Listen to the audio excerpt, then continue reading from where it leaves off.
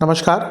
ग्रहों की गोचरीय स्थिति पर रेगुलर वीडियो पाने के लिए साप्ताहिक राशिफल, मासिक राशिफल, त्रैमासिक राशिफल और ग्रहों के बाकी गोचर पर भी रेगुलर अपडेट्स पाने के लिए, जिसके हिसाब से आप अपने जीवन में थोड़ी गाइडेंस प्राप्त कर सकें, इसके लिए मेरे चैनल को अवश्य सब्सक्राइब करें।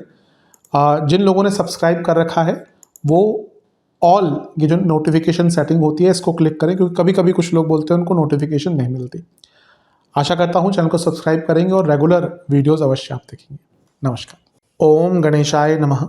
ओम नमः शिवाय। मैं निखिल ज्योतिष आचार्य आप सभी का मेरे चैनल पर पुनः स्वागत करता हूँ। आशा करता हूँ कि आप सभी स्वस्थ होंगे। महादेव की कृपा आप सभी पर सदैव बनी रहे। ये वीडियो मकर यानी कि कैप्रिकॉन के लिए बहुत विशेष है, क्योंकि वीडियो है 5 जनवरी से 11 जनवरी 2026 के साप्ताहिक राशिफल के बारे में। कैसा रहेगा आने वाला सप्ताह मकर के लिए। जो मेरा साप्ताहिक राशिफल होता है वो प्रमुखतः चंद्रमा और उनकी गति पे आधारित होता है। चंद्रमा एक बहुत विशेष ग्रह है। चंद्रमा की विशेषताएं तो बहुत है, लेकिन जब हम साप्ताहिक राशिफल की बात करें तो पहला तो उनकी तेज गति, फिर उनका मन का कारक होना, और फिर उनकी एक क्वालिटी कि वह जिस भी भाव, राशि, ग्रह आदि के साथ संबंध संपर्क साधते हैं उनको बहुत एक्टिवेट कर देते हैं। इन सभी कारणों से चंद्रमा का जो गोचर होता है वो बहुत इंपॉर्टेंट हो जाता है। चंद्रमा के गोचर के कारण हमारे मन, मस्तिष्क, विचार, स्वभाव, सोचने के तौर तरीके, दृष्टिकोण, हर चीज पर बहुत डायरेक्ट इम्पैक्ट पड़ता है। और इन सबको समझने के लिए साप्ताहिक राशिफल बहुत विशेष होते हैं।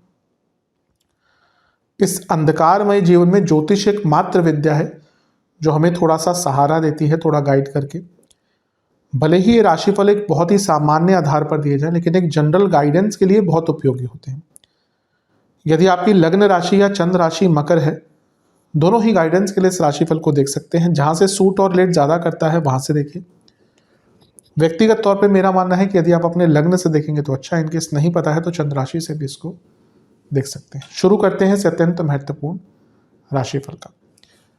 चंद्रमा आपके सप्तम भाव में आ जाएंगे, यानी कि कर्क में। ये होगा ऑलरेडी 5 जनवरी को यहीं पे होंगे, और 6 जनवरी दिन के 1 बजे तक यहीं पे चंद्रमा प्रवास करेंगे। चंद्रमा का सप्तम में आना यूं तो देखिए न्यूट्रल होता है, लेकिन क्योंकि चंद्रमा यहाँ पे स्वराशि के हैं तो इसलिए राजयोग बनाएंगे, और ऑब्वियसली यहाँ पे राजयोग बनाएंगे तो लग्न को देखेंगे। हफ्ते का शुरुआती भाग आपके लिए काफ़ी अच्छा दिख रहा है। कुछ रिकॉग्निशन हो सकती है, कोई बैलेंस जो जीवन का हट गया था वो वापस आ सकता है, कुछ कार्य पूर्ण हो सकते हैं। प्रमोशन की अगर बातचीत चल रही है तो प्रमोशन आपको प्राप्त हो सकता है। तो जो समय है आपका काफ़ी ज़्यादा अच्छा दिख रहा है। ये माफ़ कीजिएगा, यहाँ पे मैंने चंद्रमा की जगह गुरु को दिखा दिया, तो चंद्रमा यहाँ पे आएंगे, गुरु नहीं, चंद्रमा यहाँ पे आएंगे। तो ये हफ्ते का जो शुरुआती भाग है आपके लिए काफ़ी ज़्यादा अच्छा दिख रहा है।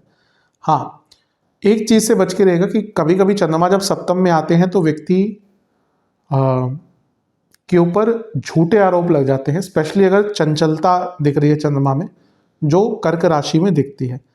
तो ना अपनी बॉडी लैंग्वेज को लेकर, अपने पूरे व्यक्तित्व को लेकर, पूरे हाव भाव को लेकर बहुत ध्यान दीजिएगा। स्पेशली प्रोफेशनल लाइफ में आपको बहुत प्रोफेशनल ही रहना है। अदरवाइज ये टाइम अच्छा ही है, थोड़ा सकारात्मकता दिख रही है, नवान छोली।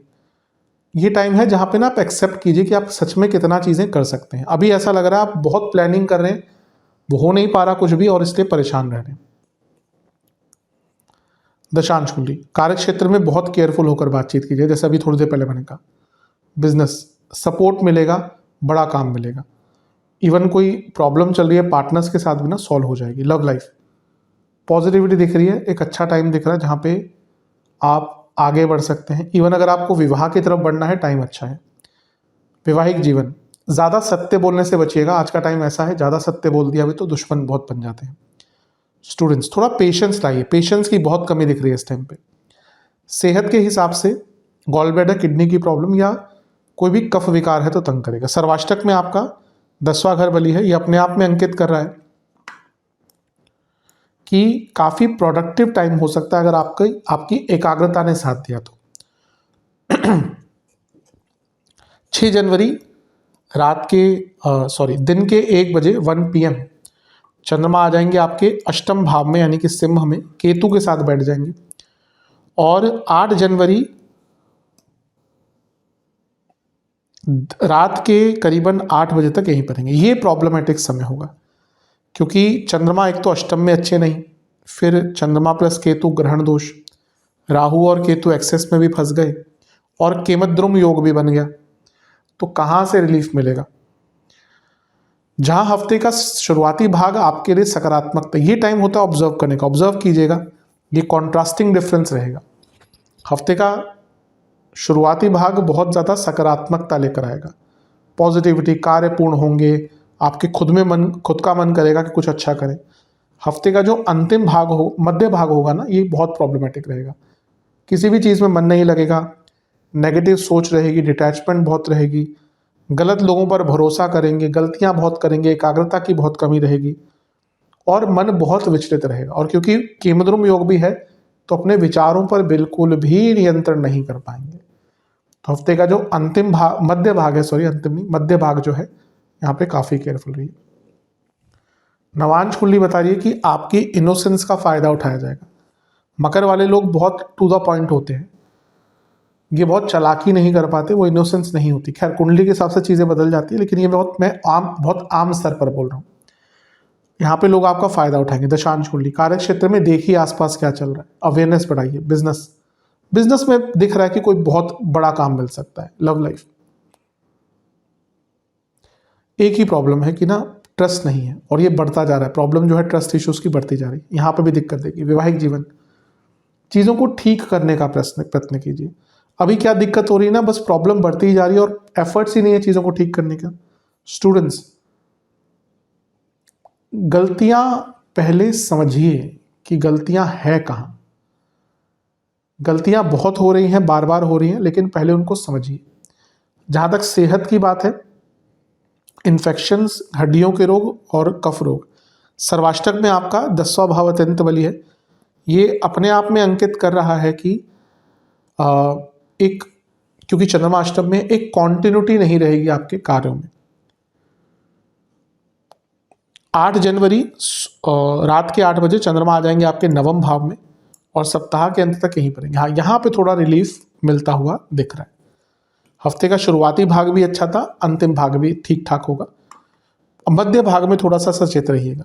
अब यहाँ पे चंद्रमा राज्यों को बना रहे हैं क्योंकि केंद्र के स्वामी त्रिकोण में है। ऊपर से गजकेसरी योग भी बन रहा है टेक्निकली, और लग्नेश की दृष्टि भी है। तो लग्नेश सप्तमेश को देख रहे हैं। बिजनेस स्टार्ट करने का मौका, बिजनेस के आइडियाज़, कार्य पूर्ण करने के मौका, जीवन में बैलेंस आना, थोड़ा चीज़ों को अच्छी तरह से ऑर्गेनाइज करना। भाग्य और पराक्रम भावों में योग बन रहा है तो भाग्य पराक्रम भी साथ मिलेगा। तो ये समय आपका कंपैरेटिवली बहुत अच्छा जाएगा। हाँ, शनि है, भले ही लग्नेश हो।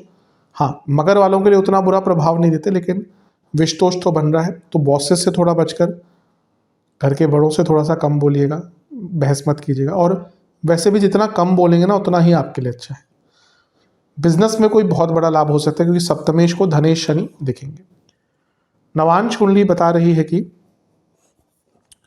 बड़ों से डिसएग्रीमेंट्स बहुत हो सकते हैं, इसलिए लहजे का ध्यान रखें। आपकी टोन जो है ना बात करने की, वो कभी कभी बहुत इंपॉर्टेंट होती है आपकी, मतलब कि सभी की। बिजनेस में ऐसा लग रहा है कि ना, सॉरी, दशांश कुंडली, कार्य क्षेत्र में ऐसा लग रहा है कि पुरानी गलतियां सामने आएंगी, थोड़ा केयरफुल रहेगा। बिजनेस में बहुत आगे बढ़ने का मौका, ये भाग बहुत अच्छा दिख रहा है आपका। लव लाइफ, रिलैक्स रहिएगा क्योंकि ऐसा दिख रहा है कि टेंशन थोड़ी सी ज़्यादा यहाँ पर दोनों के बीच में हो सकती है। वैवाहिक जीवन, मन में कोई बात है ना, डिस्कस कीजिए। अभी लग रहा है कि वो डिस्कशन से दोनों ही बच रहे हैं।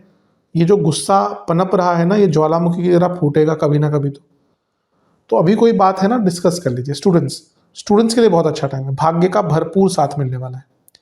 सेहत की जहाँ तक बात है, नसों की प्रॉब्लम, वीकनेस, गले के रोग, सर्वाष्टक 10वां घर बली है।